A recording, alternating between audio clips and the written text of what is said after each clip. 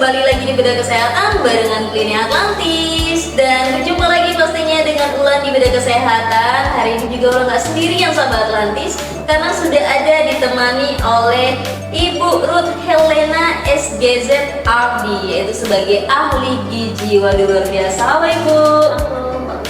Halo, semoga sehat selalu ya Bu ya. Iya, dan pastinya kenapa harus sehat, mau memberikan wawasan yang sangat tidak kamu temui dimanapun loh sahabat Atlantis, karena kita mau ngebahas tentang perubahan kecil berdampak besar, cara sederhana untuk memulai perubahan menuju diet yang lebih sehat. Jadi buat sahabat Atlantis nih ya, yang mau diet tapi nggak jadi terus ya Bu ya. Nah itu harus banget yang namanya kamu stay tune di sini, karena nanti kalau kamu ada pertanyaan boleh langsung berikan pertanyaan kamu dan akan dijawab sama Ibu Ruth. Karena bagaimanapun kalau misalnya kamu mau diet, mau lebih badannya kurus gitu ya Bu ya, itu ada strateginya loh sahabat Atlantis, nggak asal aja. Apalagi kamu hanya melihat yang lagi-lagi viral gitu, entah misalnya diet-diet apapun itu yang dari idol K-pop, dari selebritis dan lain sebagainya, tapi ternyata kamu nggak cocok. Nah, jangan coba-coba sahabat Atlantis. Jadi langsung aja kita tanyakan kepada ahli gizinya, luar biasa. Oke sahabat Atlantis yang mau ingin bertanya, boleh banget langsung komen di Instagram Klinik Atlantis, nanti bakal Ulang bacain dan juga bakal dijawab sama Ibu Ruth. Nah, kita langsung aja ya Bu ya, untuk dari pertanyaan di Bedah Kesehatan kali ini. Kalau menurut ahli gizi ya Bu ya, bagaimana sih kita menentukan status gizi seseorang dan kapan nih seseorang dikatakan gemuk atau kurus Bu? Oke, pertanyaan menarik nih, Mbak Bulan. Jadi kalau misalnya kita bicara status gizi itu tuh merupakan langkah awalnya ya. Ini langkah awalnya juga bagi sahabat-sahabat Atlantis juga.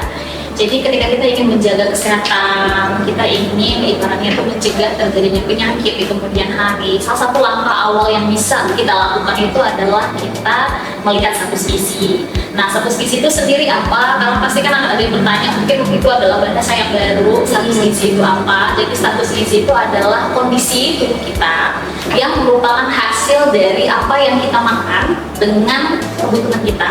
Jadi dengan kata lain adalah status gizi itu menjadi gambaran apakah yang sudah kita makan ini sudah diserap dengan baik dan sesuai dengan kebutuhan tubuh kita. Gitu. Nah, jadi kalau misalnya kita mau lihat status gizi, cara paling mudah itu adalah dengan melihat dari yang namanya indeks massa tubuh. Indeks massa tubuh. Jadi indeks massa tubuh itu adalah proporsi berat badan kita dibandingkan dengan kuadrat tinggi badan dalam meter. Jadi kalau misalnya nih contoh kayak Mbak Ulan sekarang berat badannya berapa? Jangan malu-malu gak terkurus ini. Nah, Mbak Ulan tadi kan mengatakan iya, itu nggak kurus. Nah, kita bisa lihat dari indeks massa tubuh. Nah, indeks massa tubuhnya Mbak Ulan sendiri berapa? Berat badan? 3738. 38. Kita ambil 38 aja. 38. Nah, kemudian tinggi badannya berapa? 150. Oke, 150 ya. Jadi kalau misalnya kita ngitung indeks massa tubuh tadi 38 dibagi dengan 150 itu kan berarti kalau dalam meter 1,5 kita kuadratkan. Berarti kan kurang lebih sebenarnya itu kan di angka sekitar 16 sampai 17 gitu. Nah, bagaimana dikatakan kurus, dikatakan gemuk, dikatakan status gizinya itu normal? Kita lihat. Kalau misalnya hasil indeks massa tubuhnya Mbak Ulan nih kurang dari 18,5 dong, nah berarti dikatakan berat gizi buruk. Bukan sampai gizi buruk, jangan, kok bisa jangan.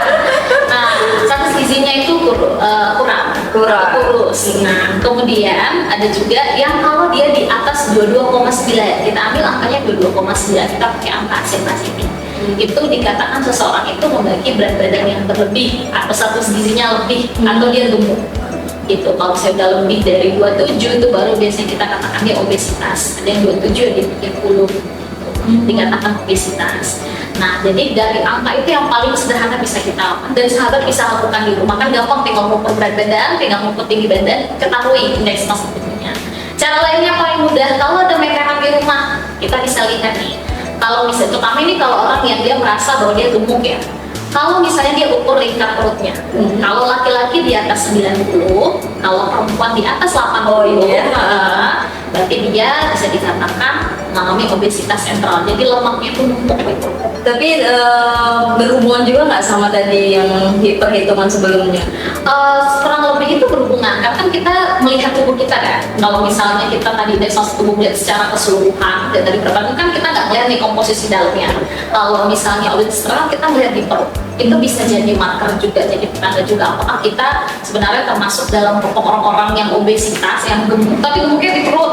Iya, Kita iya. bisa pakai benda itu. Nah, itu dua hal sederhana yang bisa kita lakukan untuk langkah awal kita mengetahui status gizi kita. Gitu. Jadi berat normalnya itu tadi antara 18 ke 22 ya? Iya, 22,9, 18,5 sampai 22,9. Itu rentang normalnya. Jadi kalau misalnya tadi di antara angka itu berarti sebenarnya meskipun mungkin seseorang itu misalnya kita lihatnya itu badannya kelihatannya kurus gitu. Iya. Terus kita bilang dia kurus, ya ternyata setelah dihitung angkanya dia ternyata di 19. Berarti kan udah mepet nih, maka tapi dia kan terbilang normal. Gitu, karena kan kadang kurus Jadi itu kebenaran normal atau kurus? Sesuai dia normal, Normal, ya, tapi memang kelihatannya kurus. Kalau saya sebenarnya normal. Jadi kalau misalnya kita bilang seseorang atau kita bilang diri kita sendiri kurus atau gemuk, secara objektifnya kayak angka aja supaya kelihatan. Kalau kita melihat cuma kayak gini doang, kan subjek banget. Iya benar banget. Jadi buat sahabat Rantis nih yang sebelumnya dijudge kamu kekurusan deh, kamu kegemukan deh. Nah coba hitung dulu pakai angka ya Bu ya. Seperti yang tadi Ibu Ruth bilang tadi sahabat Rantis. Oke, itu mengenai tentang status gizi seseorang. Nah, apakah seseorang yang gemuk ini sudah pasti kelebihan gizi atau seseorang yang kurus ini sudah pasti kekurangan gizi nih Bu? Jawabannya itu adalah belum tentu. Belum tentu. Belum tentu. Jadi kalau misalnya orang yang gemuk itu memang dia itu bisa dikatakan kelebihan gizi karena kan asupannya berlebih. Tapi belum tentu orang yang gemuk itu kelebihan gizi. Karena misalnya aku contoh, ada orang yang dia tuh gemuk, dia satu sisinya lebih. Aktivitas sehari-harinya itu lebih banyak dalam ruangan, indoor, gitu kan. Kemudian juga selain karena juga asupan makannya yang berlebih. Nah, kurang bergerak juga. Nah, dia bisa saja kekurangan gizi, yaitu kekurangan zat gizi mikro, vitamin dan mineral.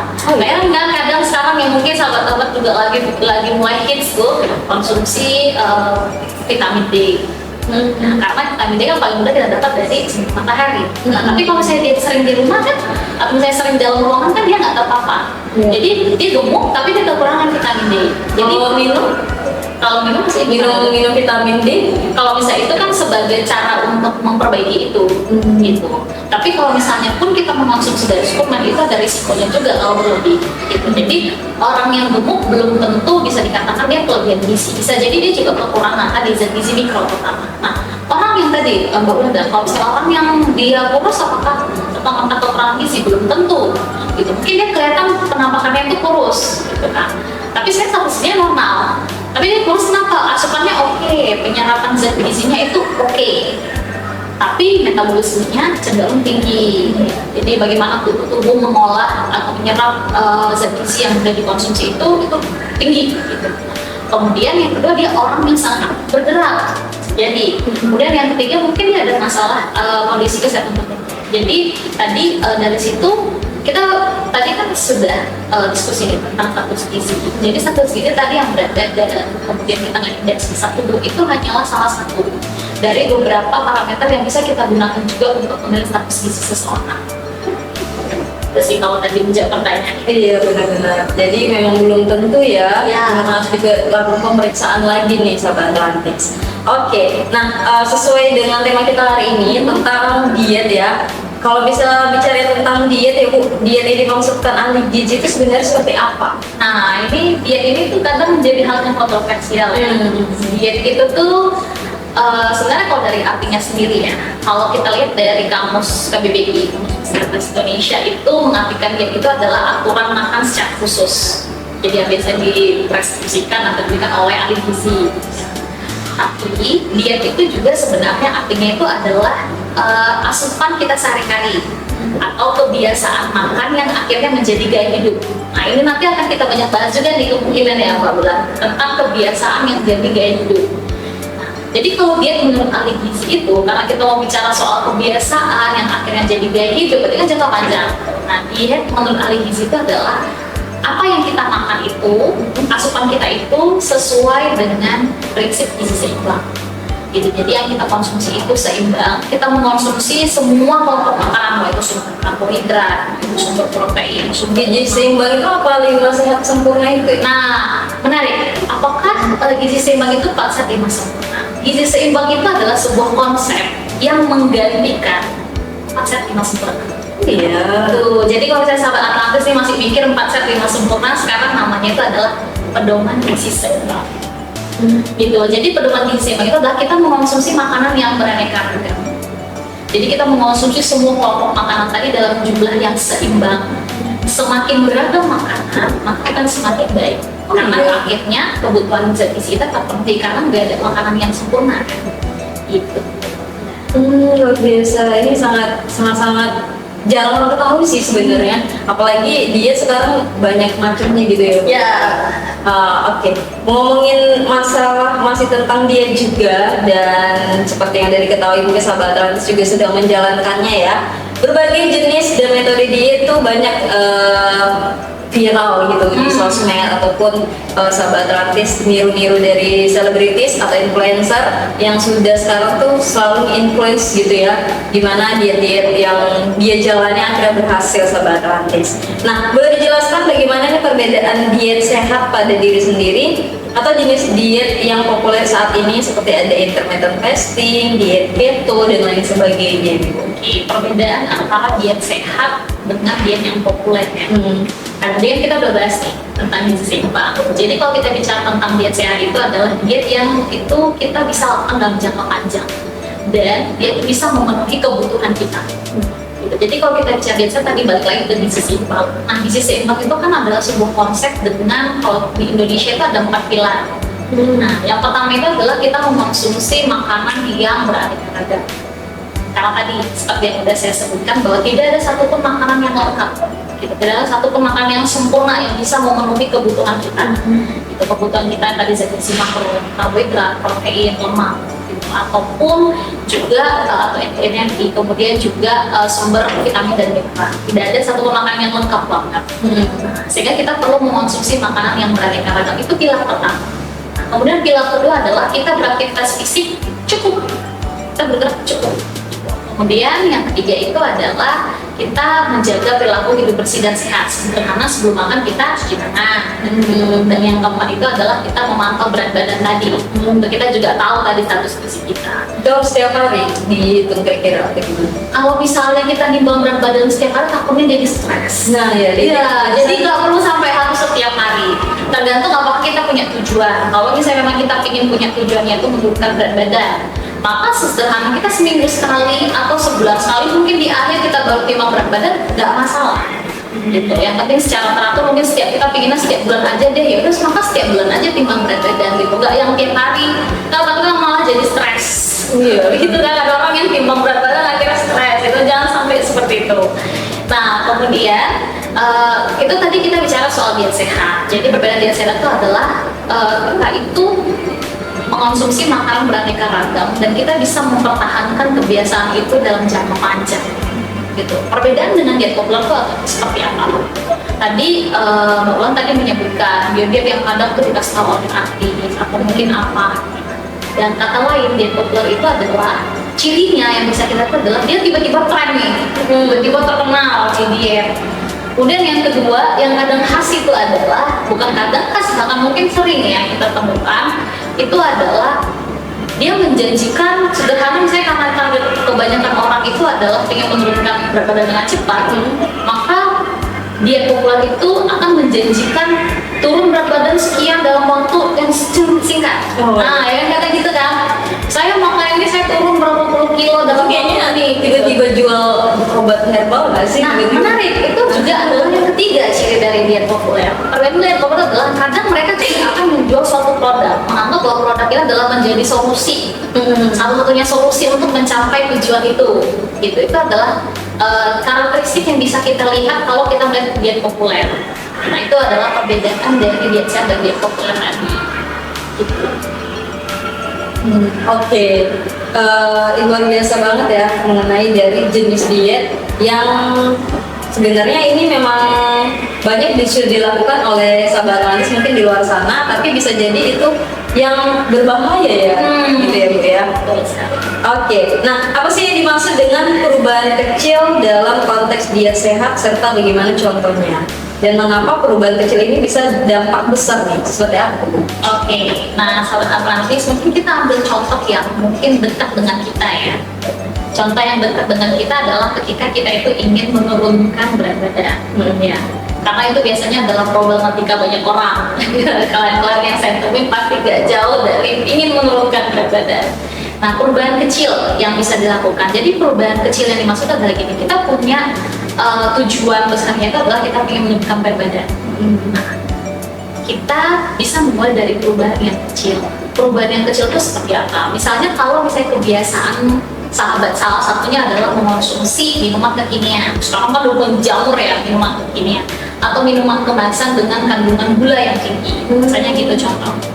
Nah, teman-teman bisa mulai dari situ dulu perubahan kecil dengan cara mengurangi frekuensinya, yang misalnya bisa setiap hari mengonsumsi minimal 1 cup minuman kekinian, bisa dikurangi jadi seminggu sekali.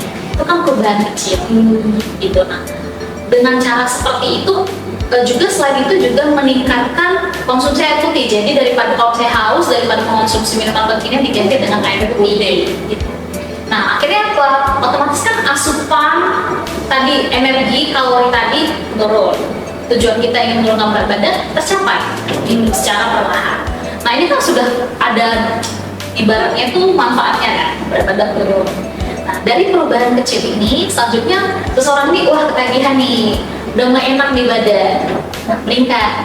Selain mengurangi konsumsi minuman kekinian, bisa juga dengan meningkatkan asupan sayur dan buah. Karena ini PR kebanyakan klien saya juga ini, meningkatkan asupan sayur dan buah. Nah, meningkatkan asupan sayur dan buah bisa juga dari hal yang kecil. Sederhana, setiap kali makan selalu ada sayur. Kalau sebelumnya terbilang nggak pernah makan sayur, gitu. Atau sudah biasa makan sayur, yang awalnya cuma sekali waktu makan ditingkatkan jadi 2 bahkan 3 kali. Jadi setiap makan utama itu selalu makan sayur. Yang oke, sekarang udah mulai kebiasa nih. Sekarang kita lihat porsinya. Dari yang awalnya sudah bisa 3 kali dinaikin, setiap kali makan minimal 1 porsi. Setiap kali waktu selingan kita makan buah, itu kan sudah perubahan kecil. Nah, terus tadi pertanyaan Mbak Ulan juga, bagaimana perubahan kecil ini mengapa bisa menjadikan dampak yang besar? Karena perubahan kecil, kalau misalnya sahabat bisa berhasil melakukannya, sederhana tadi meningkatkan asupan sayur. Yang awalnya minum dari yang cuma berapa gelas, jadi misalnya dari awalnya cuma 6 gelas jadi 16, misalnya gitu. Perubahan kecil ini kan menjadi sebuah pencapaian tersendiri kan bagi kita. Nah, itu akhirnya kita jadi pengen nambah lagi apa ya, oh sekarang nambah nih yang awalnya nggak pernah jalan sore jadi jalan sore. Jadi kan harus nambah lagi, yang awalnya cuma jalan jadi tingkatin deh, nambahin lagi saya akan beban.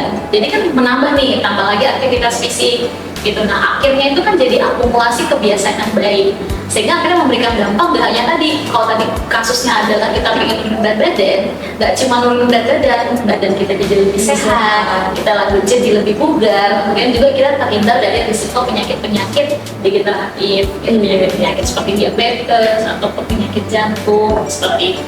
Iya, berarti bisa juga dimulai dari perubahan kecil yang tadi seperti dijelaskan oleh Bu Guru seperti itu ya. Sedikit bertanya juga nih Bu mengenai perubahan kecil yang sudah Ibu jelaskan tadi. Ada nih misalnya orang yang dietnya itu dia sebelumnya nggak minum kopi, tapi ada yang bilang minum kopinya itu bisa bikin dia jadi lebih kurus. Soalnya ada tuh teman saya seperti itu yang 80 kilo, dia akhirnya mungkin sekitar 40-an lah, setengahnya itu dia berhasil gitu kan. Nah, jadi dia tiap hari tuh minum kopinya.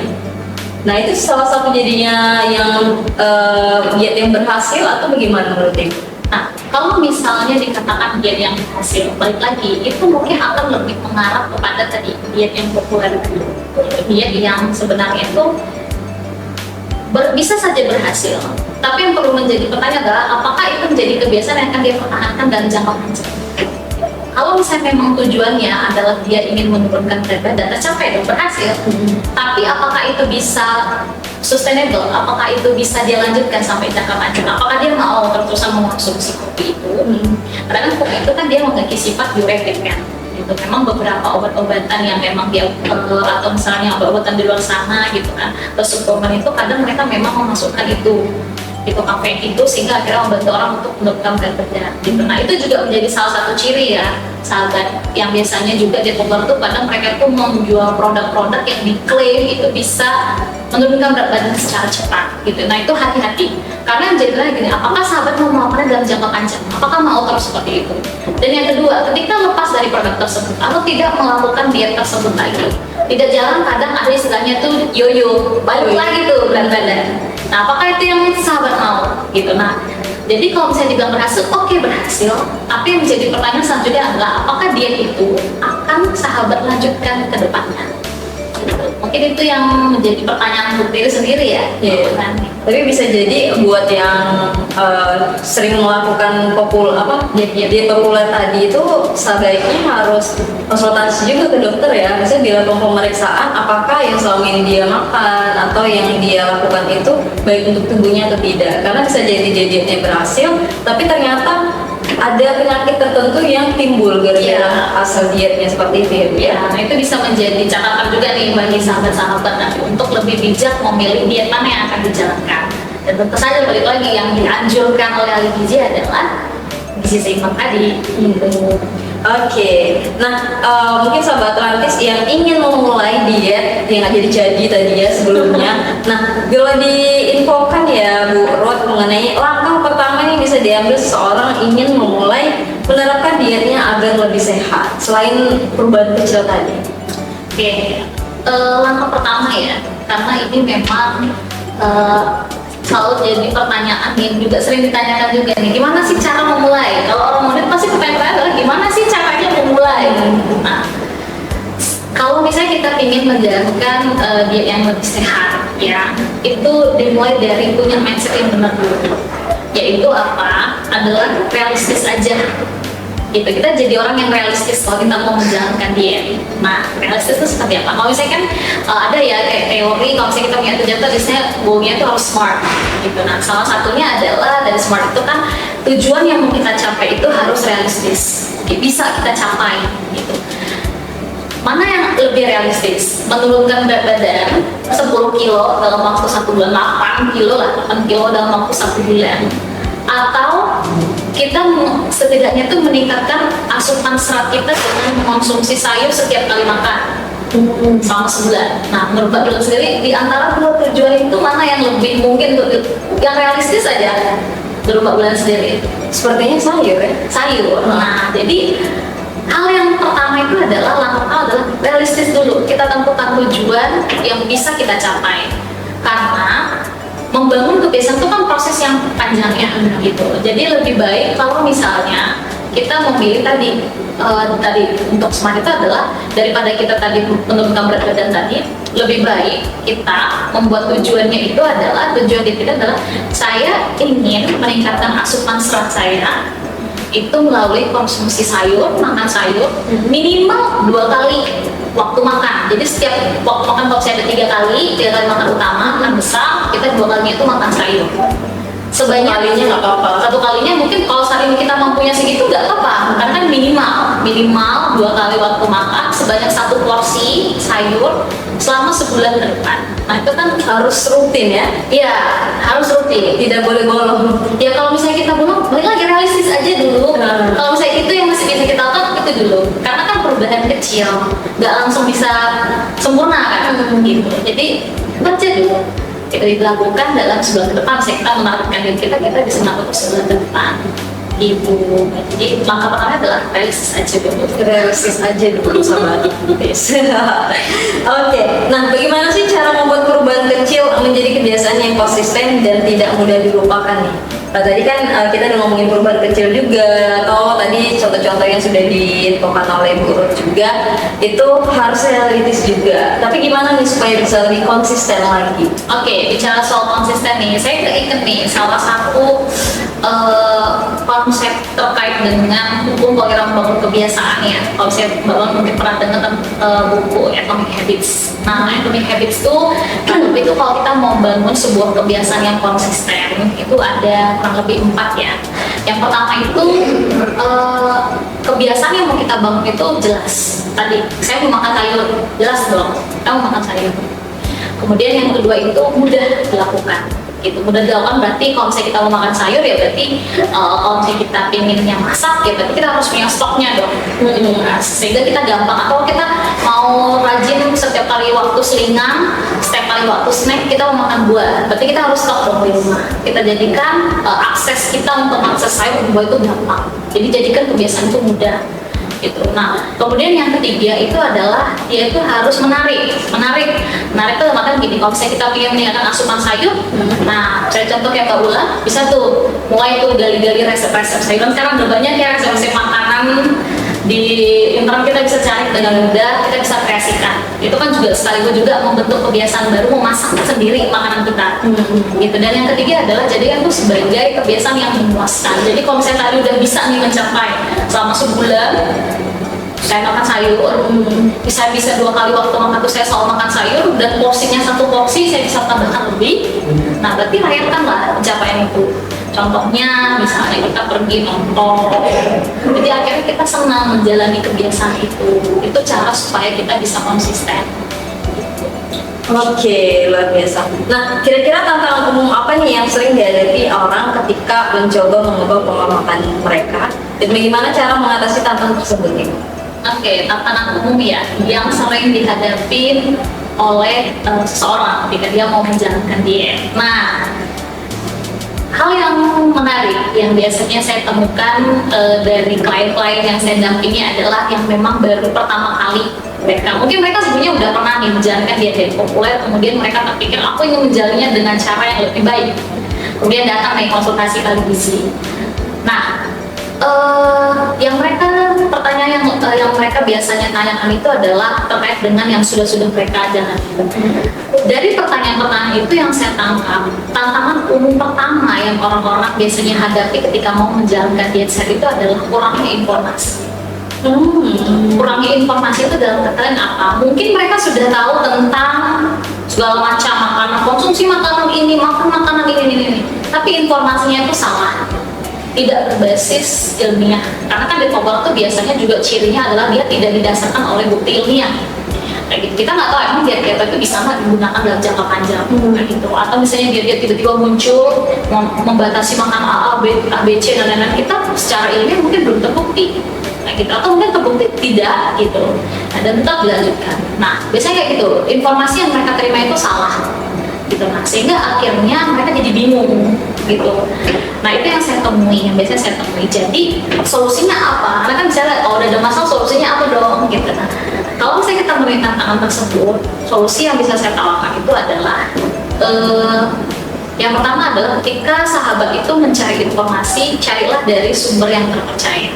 Kalau misalnya teman-teman melihat seseorang mengatakan informasi itu, terutama di sosial media sekarang kita gampang ya Mbak ya, lihat latar belakangnya gitu. Kalau saya seseorang itu ngomongin tentang diet, ngomongin tentang makanan, lihat latar belakangnya, apakah dia memang orang yang kompeten di bidang tersebut gitu. Karena kan ada tuh yang contoh yang sekarang lagi viral itu kan dia itu ngomongin tentang parenting, tapi ternyata dia latar belakangnya bukan itu, bukan psikolog, bukan seorang psikolog mungkin, atau mungkin seorang dokter anak kayak gitu. Kemudian dia tiba-tiba ngomong aja mungkin latar belakangnya bukan itu. Karena sekarang banyak orang yang influencer yang menganggap mereka tahu kayak gitu. Nah, jadi hati-hati. Nah, jadi lihatlah mereka tuh latar belakang pendidikannya seperti apa. Kalau saya ngomongin dia lihat apakah dia mungkin sederhana, apakah dia seorang ahli gizi gitu. Karena kita ahli gizi belajar itu gitu kan, belajar itu selama 4 tahun, kemudian kita praktek lagi gitu. Nah, kemudian yang kedua, kalau misalnya bingung nih, udahlah kayaknya informasi sosial media itu banyak banget, aduh bingung nih, gimana caranya supaya aku mendapatkan informasi yang terpercaya. Yaudah, daripada susah, dan memang dianjurkan juga ya, karena setiap orang itu berbeda cara menjalankan diet, konsultasi dengan ahli gizi. Nah, konsultasi dengan ahli gizi kan apa? Karena balik lagi, makan itu kan kebutuhan ya Mbak, kebutuhan ya sahabat-sahabat. Tapi bagaimana caranya itu setiap orang berbeda. Karena kebiasaan saya dengan kebiasaan Mbak Ulan kan berbeda, kesibukan saya dan kesibukan Mbak Ulan kan berbeda. Jadi nggak mungkin, meskipun mungkin kebutuhan kita sama, caranya berbeda kayak gitu. Jadi konsultasikan. Dan tantangan umum yang kedua adalah kadang motivasinya itu turun, tengah jalan udah semangat kan, turun tiba-tiba. Gitu. Akhirnya mungkin ada yang mengalami yoyo, yang udah turun kemudian naik lagi berat badannya, kemudian motivasinya jadi turun, atau udah menjalankan diet, udah membatasi banyak makanan, badan nggak turun-turun. Solusinya adalah balik lagi ke mindset.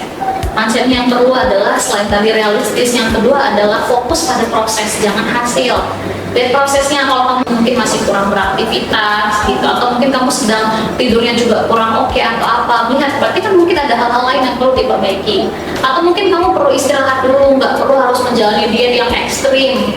Kamu makan aja perlu dengan seperti biasa, kamu tidak tertekan menjalan untuk makan aja, nggak tertekan aja, udah proses yang bagus. Jadi fokuslah pada membangun sistem dulu, membangun proses yang baik baru hasil. Nah itu mungkin dua tantangan umum ya, yang terkait kurang informasi, kemudian motivasi. Saya mungkin ada tantangan umumnya adalah bagaimana tadi memulai tadi, gitu. Maksudnya kayak bagaimana mempertahankan konsisten. Tadi kan kita udah bahas itu rasanya. Iya, luar biasa banget ya. Jadi memang tantangan-tantangan ini sudah sering dialami buat klien-klien ahli gizi mungkin yang akhirnya ya bisa menjalankan tersebut, tapi ya memang harus konsultasi seperti itu ya Bu ya, agar memang dietnya ini tidak salah atau bisa menimbulkan hal-hal yang tidak diinginkan nantinya sahabat Atlantis. Oke, nah tadi kita udah ngomongin beberapa seperti ada perubahan kecil, ada juga tantangan dan juga berbagai halnya tentang mengenai dia sahabat Atlantis. Kurang mengingatkan buat sahabat Atlantis yang ingin memberikan pertanyaan kepada Ibu Ruth mengenai tentang hal diet dan gizi seimbang seperti hal yang tadi disebutkan juga, boleh banget langsung bertanya atau mau curhat juga kira-kira ya kan, saya diet ini sebenarnya boleh atau enggak sih gitu kan, boleh banget langsung komen ya sahabat Atlantis di Instagramnya Klinik Atlantis, nanti bakal ulang bacain. Nah kalau gitu mau nanya lagi nih ya Bu ya, mengenai tentang apakah ada minuman atau makanan yang sebaiknya dihindari ketika memulai perubahan pola makan atau dietnya Bu? Kalau dihindari ya, saya mungkin akan lebih pakai katanya itu membatasi, karena mungkin bagi beberapa orang untuk langsung menghindari itu sulit. Tapi kalau misalnya memang tidak mengonsumsi itu sama sekali ya nggak apa-apa kayak gitu. Nah kalau misalnya soal membatasi, batasilah konsumsi makanan yang mengandung gula, garam yang tinggi, gula, garam, lemak yang tinggi gitu. Jadi kalau misalnya makan makanan yang digoreng dengan minyak yang banyak itu dibatasi. Kemudian juga makanan-makanan yang dia itu menggunakan margarin atau apa misalnya kayak gitu, nah itu dibatasi karena bisa cenderung dia mengandung kalori yang tinggi gitu. Kemudian yang kedua dia mengandung gula dan garam yang tinggi gitu, makanan-makanan yang kemasan kayak gitu yang biasanya ya itu minuman kemasan juga atau minuman kekinian yang tinggi gula itu lebih baik dibatasi dan dihindari. Itu sih yang kalau misalnya kita mau membatasi ya, lebih seperti itu ya sahabat Atlantis. Tapi lebih bagus lagi apa tidak sama sekali supaya berhasil? Kalau misalnya memang mampu melakukan itu ya tidak apa-apa gitu. Tapi karena kan memang kita kebetulan lingkungan kita banyak, ibaratnya itu gampang didapatkan. Dan kadang kan ada memang makanan-makanan kemasan yang memang dia dirancang untuk memudahkan kita juga. Kalau misalnya memang saat itu yang masih bisa kita konsumsi ya nggak apa-apa. Karena kan ada orang-orang yang mungkin karena kesibukannya dia akhirnya mengonsumsi makanan kemasan, tapi dia bisa menambahkan saya sederhana, dia saat ini dia baru bisa mengonsumsi yang gampang tuh saya mie gitu, tapi dia tambahkan sayur, dia tambahkan telur, dia nggak masalah gitu. Kemudian dia kurangin, jadi membatasi gitu, nggak yang langsung serta-merta menghindari. Kalau misalnya memang itu adalah cara yang saat ini bisa dilakukan, makanya saya lebih menyarankan membatasi. Tapi kalau bisa menghindari akan lebih bagus gitu. Makanya tadi balik lagi Mbak Bulan, makan itu kebutuhan, tapi caranya itu untuk memenuhi kebutuhan itu setiap orang mungkin berbeda gitu. Jadi kalau soal tadi itu kembali lagi ke Mas Kesmora gitu. Oke, luar biasa. Kalau gitu ulang langsung aja deh bacain pertanyaan-pertanyaan yang sudah bergabung di IG Live-nya Klinik Atlantis. Ini ada siapa kira-kira? Oke, ini sudah ada yang bertanya darinya atlantisbeauty.id, katanya mau nanya nih Bu, kalau misalnya makan sudah diperbaiki, minuman manis dihindari, tapi BB tetap stuck di situ, terus itu kenapa? Oke. Masa sudah mengurangi makanan, sudah mengurangi minuman kekinian, tapi BB-nya masih stuck. Oke, BB stuck ini mungkin saya asumsikan lagi ingin menurunkan berat badan ya. Oke, jadi kalau misalnya menemui kondisi seperti itu, yang biasanya akan saya lakukan sebagai ahli gizi adalah melihat apakah benar-benar sudah kurang. Dan yang kedua, kurang dampaknya itu adalah ketika itu kita ganti, balik gitu, makanan yang sahabat konsumsi, itu kan kita bisa lihat sebenarnya dalam sehari itu berapa sih energi yang sudah dikonsumsi, karbohidrat, protein, dan lemak yang sudah dikonsumsi dari makanan yang sahabat makan. Nah, karena ada orang yang mungkin saya udah mengurangi minuman kekinian, saya udah mengurangi makanan, tapi sebenarnya itu masih kurang. Karena selain juga kita realistis, langkah pertama juga ya, ini mungkin tambahan langkah pertama lagi. Mungkin langkah pertama, kalau dalam langkah keduanya adalah tahu berapa kebutuhan gitu. Nah, kalau ternyata teman-teman misalnya kebutuhannya itu adalah 2000 dan kemudian dikurangi nih karena mau menurunkan berat badan jadi 1500, tapi ternyata meskipun sudah mengurangi, yang dimakan masih di 1800, ya bakal bibinya stuck dong kayak gitu. Atau misalnya mungkin udah nyampe 2000 atau misalnya kebutuhan 1800, dia ternyata konsumsinya mungkin masih di sekitar situ aja, karena dia konsumsi saya makanannya itu cenderung makanan yang minyaknya tinggi, karena lemak aja itu 1 gramnya udah berapa kalori, udah gede sendiri gitu kan. Nah, jadi perlu hati-hati juga, lebih baik daripada kita bilang saya udah mengurangi, kita lihat angkanya gitu. Jangan-jangan sebenarnya belum, secara energi aja masih berlebih gitu, atau mungkin belum mencapai target yang diinginkan gitu, target kalori yang sebaiknya dikonsumsi gitu. Yang kedua, mungkin teman-teman sudah mengurangi tapi udah cenderung ekstrim nih pengurangannya, otomatis kan tubuh metabolismenya itu menurun, melambat, sehingga akhirnya tubuh mikir, oh aku nggak mungkin nih ngebongkar terus nih simpanan yang udah ada, simpanan cadangan yang udah ada dalam tubuh. Jadi akhirnya tubuh itu metabolismenya menurun, jadi BB-nya itu stuck, karena dia udah melakukan diet ekstrim ataupun dia mengurangi makan dalam jangka waktu yang lama gitu. Jadi kita perlu lihat dulu secara menyeluruh, apakah memang benar-benar sudah mengurangi sederhana jumlah energi yang masuk. Kemudian juga apakah teman-teman atau sahabat itu sebenarnya sudah menjatuh dalam jangka waktu yang panjang dan tubuh akhirnya metabolismenya menurun, sehingga kita perlu ibaratnya itu melakukan mengganti caranya supaya akhirnya tujuan tadi menurunkan berat badan itu tercapai gitu.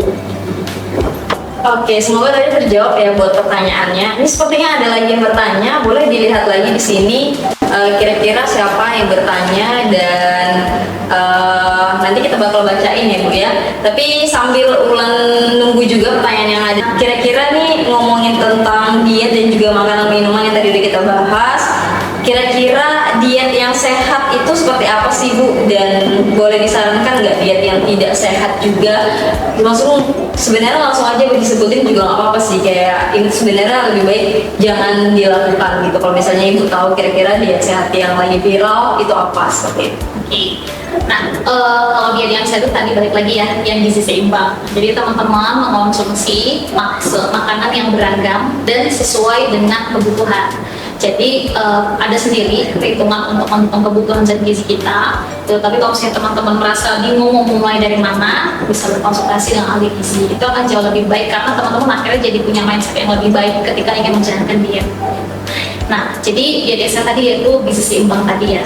Kemudian kalau misalnya diet yang tidak sehat itu seperti apa? Contoh misalnya teman-teman ada yang mungkin menjanjikan atau yang misalnya diet detox gitu, yang saya konsumsi jus ini, jus itu untuk detoksifikasi tubuh. Teman-teman, sahabat, tubuh bisa mendetoksifikasi diri sendiri. Kita punya hati yang berfungsi untuk mendetoksifikasi racun-racun dalam tubuh kita. Sederhana kita mengonsumsi makanan yang sehat, kita mengonsumsi buah dan sayur dalam jumlah yang cukup, dan kita mengurangi konsumsi makanan yang tinggi lemak, yang tinggi gula, dan kita menjaga supaya berat badan kita tetap ideal. Itu kita sudah membantu hati kita untuk organ hati ini ya, organ hati kita untuk bekerja detoksifikasi racun-racun dalam tubuh kita dengan baik. Itu salah satu contoh diet yang tidak sehat.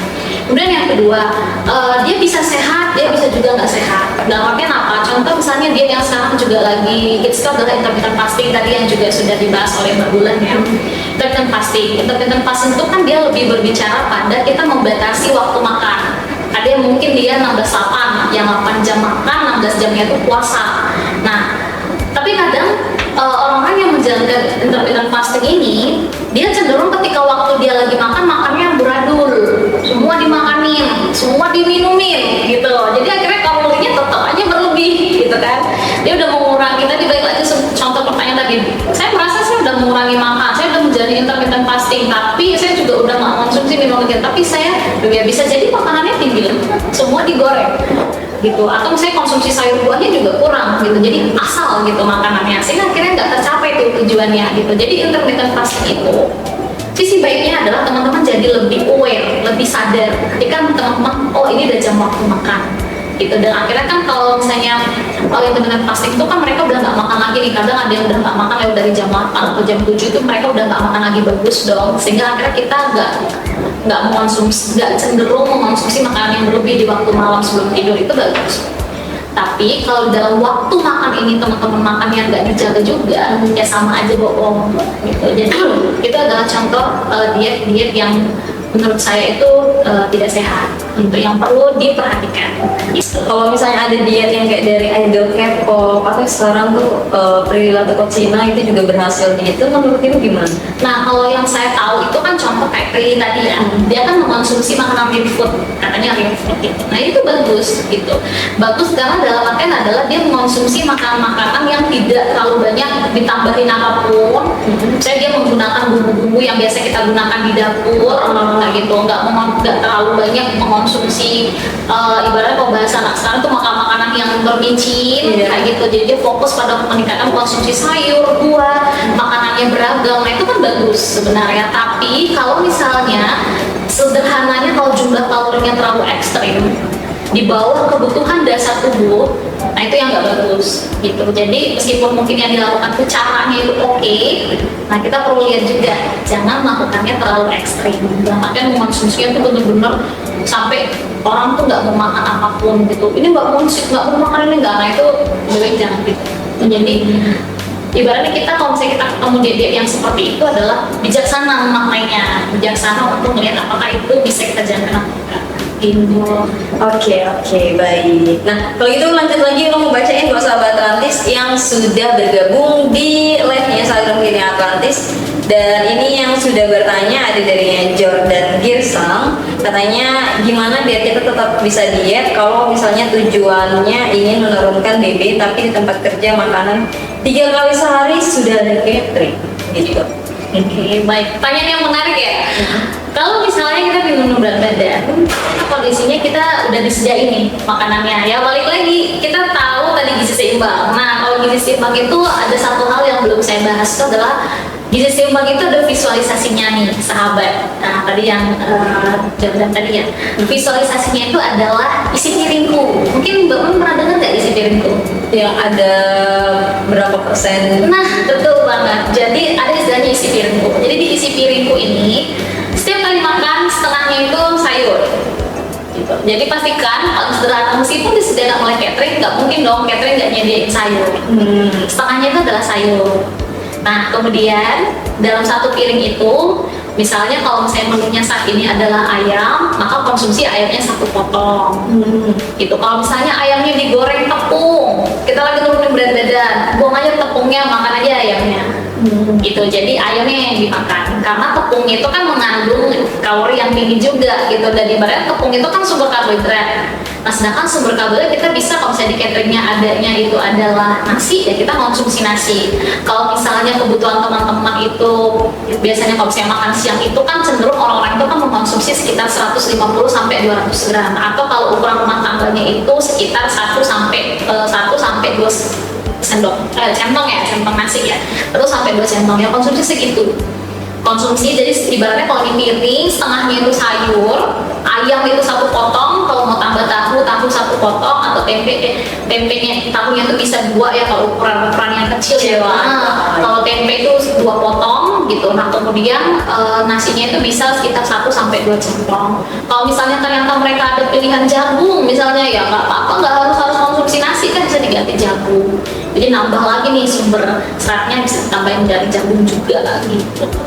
Itu contohnya. Jadi yang penting tahu berapa kebutuhan, karena balik lagi kalau meskipun disediakan oleh catering, yang penting kamu tahu kebutuhan, tahu seberapa banyak yang kamu makan.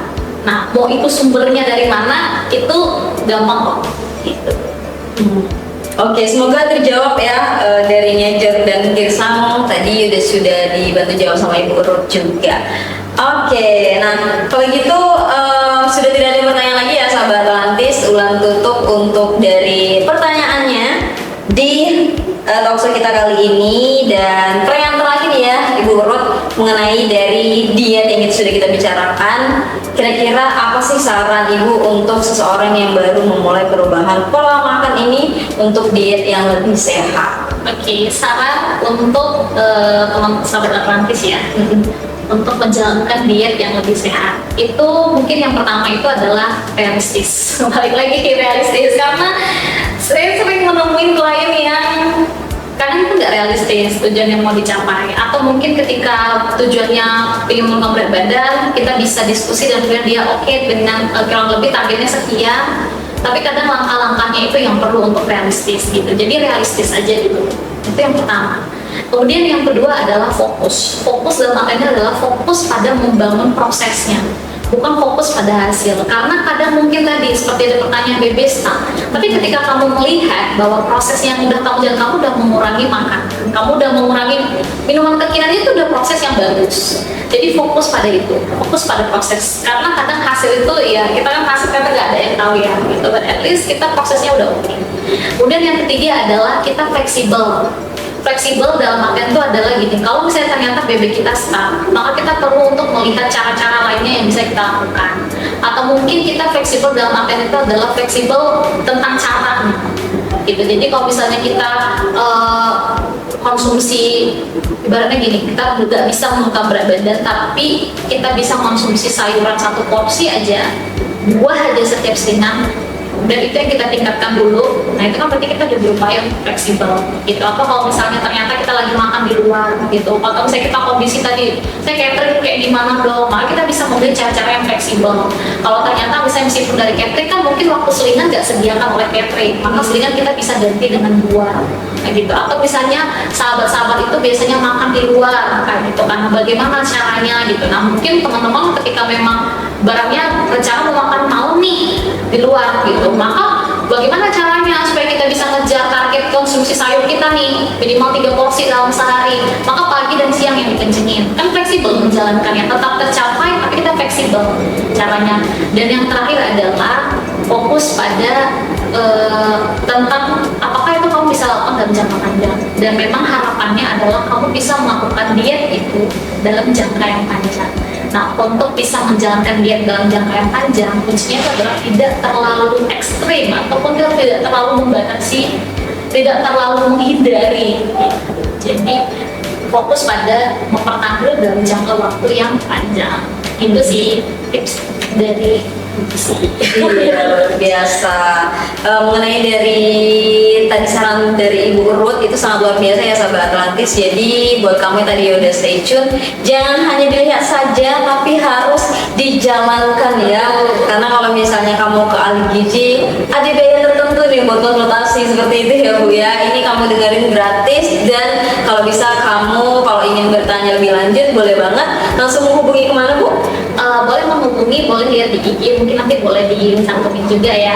Kemudian saya buka praktek juga di Kota Medan, karena ini kebetulan kan di Medan ya, jadi saya juga buka praktek di Medan. Jadi sahabat-sahabat Atlantis yang ingin tahu nih cara untuk menjalankan diet dengan cara yang lebih sehat dan berkelanjutan, kita bisa ngobrol banyak tentang hal itu, bisa menghubungi saya langsung melalui Instagram berdiet.id ya? Iya betul banget. Jadi langsung aja kamu hubungin ke sana, atau bisa nanti hubungi kami terlebih dahulu ya sahabat Atlantis. Nah kalau gitu terima kasih ya Ibu Urut sudah memberikan informasi yang sangat luar biasa banget mengenai dari tema kita hari ini, gizi dan juga diet yang lebih sehat sahabat Atlantis. Dan buat sahabat Atlantis juga yang sudah bergabung, terima kasih juga, dan juga yang sudah memberikan pertanyaan, terima kasih juga. Kalau gitu Ibu Urut kita tutup ya untuk dari Deda Kesehatan hari ini. Selamat sore.